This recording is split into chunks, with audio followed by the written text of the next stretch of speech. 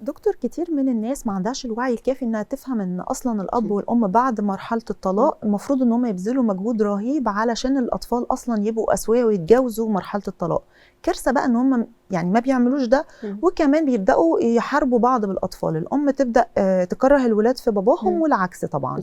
عايزين نكلم الناس عن اتيكيت الطلاق، او نعمل ايه علشان الاطفال ما يتعقدوش بسبب انفصال الاب والام. بصي، هو سؤالك جميل جدا جدا. انا فعلا كنت من فتره كتبت مقال عن اتيكيت الانفصال.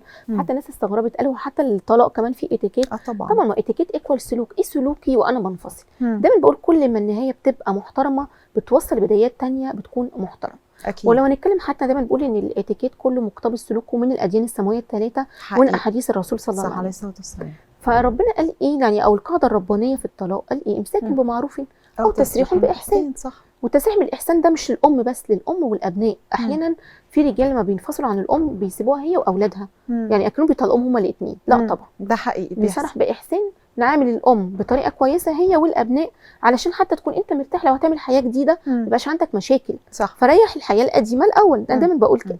طبعا لو نتكلم في نقاط اتيكيت الانفصال بسرعه، لازم اول حاجه طبعا بلاش اقول كل يعني اسباب الطلاق لكل الناس، لان طبعا الناس بتحب تسمع لكن ما حدش هيفيدك بحاجه. ده حقيقي. تاني حاجه طبعا تبعدي عن وسائل التواصل. احيانا السيدات بتحب تنفس الطاقه. ايوه صح. هنقول التلقيح الالكتروني، يعني صح. تروح على وسائل التواصل، في مثلا عمل فيا وسوى، وتقعد تلقح بالكلام. ما تعرفش الكلام ده بيجي عليها بالسلب هي والاولاد. ده حقيقي. لان احيانا مشتركه عندك في البيج قرايبك، مثلا امهات زمايل ابنك او بنتك، فممكن يقولوا له بص مامتك كاتبه ايه النهارده على باباك. طب ليه نحط نفسنا وابنائنا في موقف زي ده؟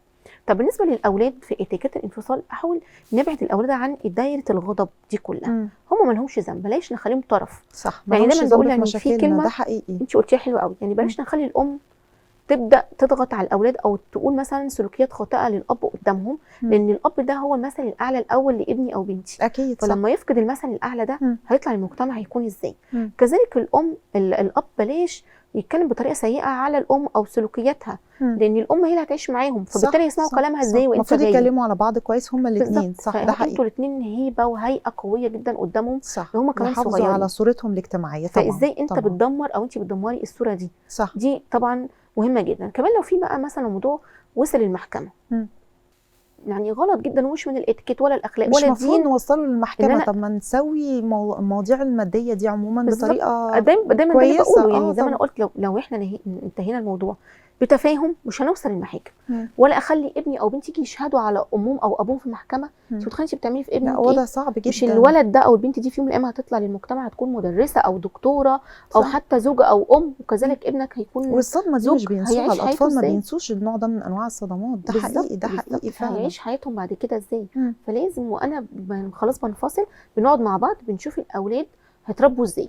حتى انا كنت بحكي لك قبل الفصل بقول لك في يعني 2 انا اعرفهم لما حاولوا ان هم ينفصلوا خلوا بيئه الاطفال زي ما هي، شقتهم زي ما هي، النادي بتاعهم، تمارينهم، مدرستهم، اصحابهم، عشان ما يحسوش بان الانفصال هيكون صعب عليهم. ومفروض يا دكتور كمان مفيش طرف يغيب خالص. يعني كتير الاب بتلاقيه مره واحده ما بقاش موجود في العلاقه اساسا، كل فين وفين كده على ما بيظهر.